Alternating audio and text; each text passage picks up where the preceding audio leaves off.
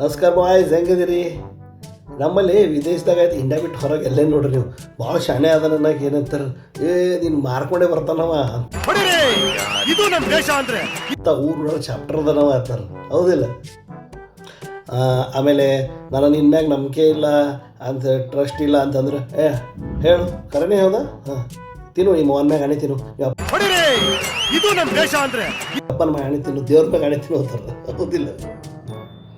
ಆಮೇಲೆ ಎಲ್ಲರೇ ಮಸ್ತಾಗಿ ಏನಾರೇ ಹಿಂಗೆ ರೋಡ್ ಅಥವಾ ಏನಾರು ವ್ಯೂ ಕಂಡ್ರೆ ಇದು ಇಂಡಿಯಾನೇ ಎಲ್ಲ ತಂದು ಬಿಡ್ತಾರೆ, ಇದು ನಮ್ಮ ದೇಶ ಅಂದರೆ, ಹೌದಿಲ್ಲ?